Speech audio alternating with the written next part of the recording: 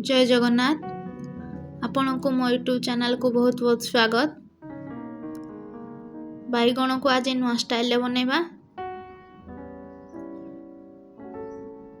यहाँ को आपण भात किंबा रुटी सहित खाई परिवे।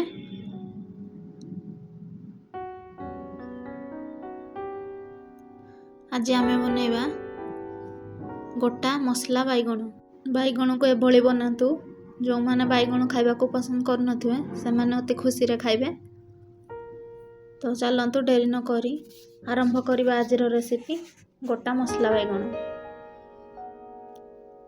मसला बैगण बनैबा पई मठी बैगण नेछि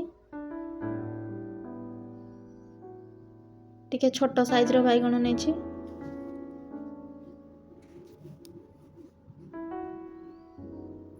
ताकू पानी रे धोई सफा करी नेछि। एबे ताकू चाकू साहाय्य रे एभली काटी नेबा। सेथिरे स्वाद अनुसार लूण देबा, हळदी गुंड, लंका गुंड पकाई ताकू भल भाबरे गोळै नेबा। मसला को एभली बैगण भितरे पुराइबा।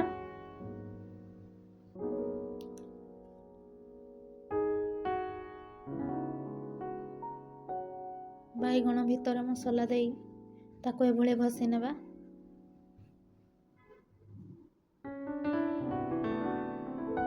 तापर कड़ाई रे तेल गरम करी बैगण को फ्राई कर नेबा। बैगण को तेल रे पकाइला बेले हाई फ्लेम रे देबे। तापर ताकू मीडियम फ्लेम रे रखी फ्राई करिवे। एबे हमर बैगण फ्राई होई गला। तापर एक ग्राइंडिंग जार नै सेथिरे चार मगज,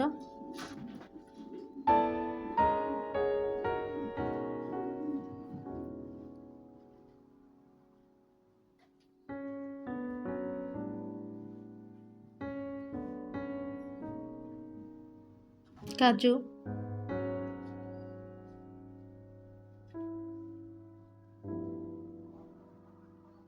अल्प पानी देई तार पेस्ट बनै नेबा।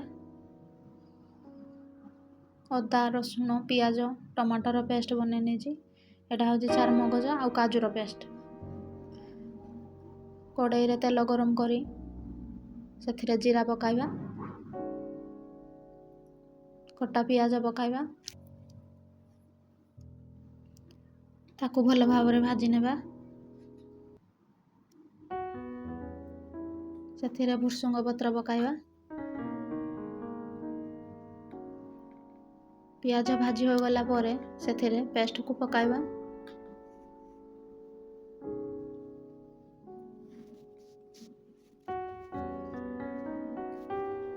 तापर सेथिरे काजू चार मगजर पेस्ट को पकाइबा। ताकू भल भाबरे गोळै नेबा। सेथिरे हळदी गुंड, लंका गुंड, जीरा गुंड,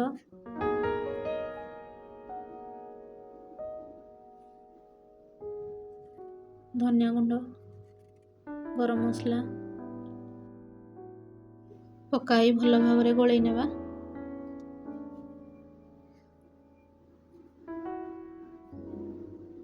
गुजराती दालचीनी, सुखिला लंका, जीरा, गोटा धनिया को नहीं तार पाउडर बनैबा। ताकू सेथिरे पकाइबा। मसला को भल भाबरे कसी नेबा।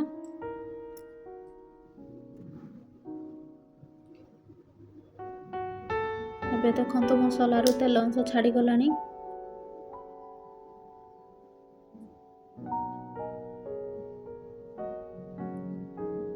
तापर सेथिरे फ्राई करके रखिथिबा बैगण को पकाइबा। ताकू भल भाबरे गोळै नेबा।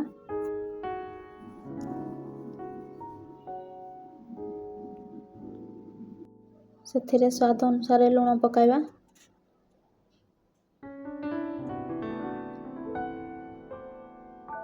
अल्प चीनी पकाइबा। ताकू भल भाबरे गोळै नेबा।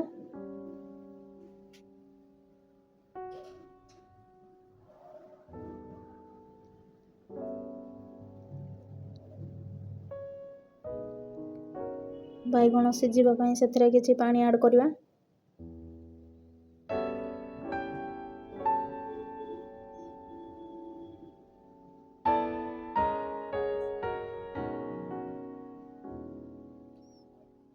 ତାକୁ ଫୁଟିବା ପାଇଁ ଦେବା। ସେଥିରେ କିଛି କସ୍ତୁରୀ ମେଥି ପକାଇବା। ତାକୁ ଘୋଡ଼ଣି ଘୋଡ଼େଇ ଦେବା। 5ରୁ 10 ମିନିଟ୍ ଫୁଟିବା ପାଇଁ ଦେବା।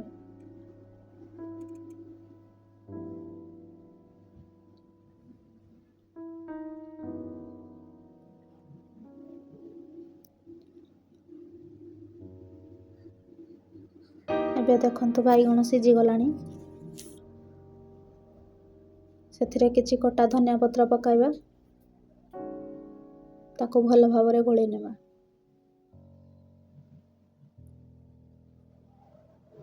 ତାପରେ ତାକୁ ପ୍ଲେଟ୍କୁ କାଢ଼ି ନେବା।